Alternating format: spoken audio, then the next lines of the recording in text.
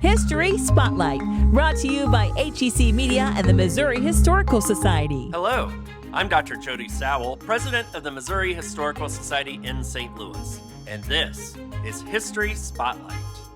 2025 marks the bicentennial of the Marquis de Lafayette's grand tour of the United States, including his historic stop in St. Louis. Public historian Amanda Clark shares how Lafayette's one-day visit sparked celebrations and showcased St. Louis as a growing city on the frontier.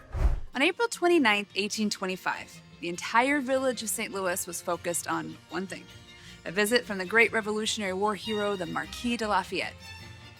This one-day visit was part of his grand farewell tour across the U.S., and it had a few purposes. It let us celebrate an important war hero. It was a way for Lafayette to take a needed break from the French legislature. And President James Monroe, he used it to stir up patriotic spirit ahead of the country's 50th anniversary. The tour began in August of 1824, and it lasted over a year, covered 6,000 miles in all 24 states. And across the country, Lafayette was welcomed with parades, ceremonies, and meetings with other historic figures. It was a packed schedule, bumpy overnight carriage rides, long steamboat trips, and whirlwind appearances in towns big and small. St. Louis was the westernmost stop on the tour, and making that list of stops was a pretty big deal. The night before his official visit, he had dinner with William Clark and Senator Thomas Hart Benton. The next morning, he steps off his boat at the St. Louis riverfront to a huge crowd, and he's whisked off on a parade, riding in a four-horse carriage with the mayor, William Carlane, and the city founder, Auguste Chouteau.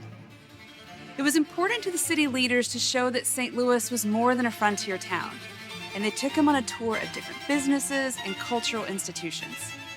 William Clark publicly gifted Lafayette a buffalo skin coat, and later even sent him a young grizzly bear. It was a souvenir that Lafayette promptly donated to the Paris Zoo when he got back. At one point during the day, Lafayette had a pretty emotional reunion with a man who had fought for him during the Revolutionary War. The day in St. Louis concluded with a huge ball held at the Mansion House Hotel, a party described at the time as the largest and fanciest that St. Louis had ever seen. The Missouri Historical Society has several souvenirs from the ball in our collection, including women's gloves printed with Lafayette's face on them. Even though it was only one day, and St. Louis has seen many world-famous celebrities visit since, being a stop on Lafayette's farewell tour was definitely one that would have been tough to beat. Next week on History Spotlight, the legendary St. Louis celebration following Lindbergh's successful flight across the Atlantic. To learn more about the Missouri Historical Society, visit mohistory.org.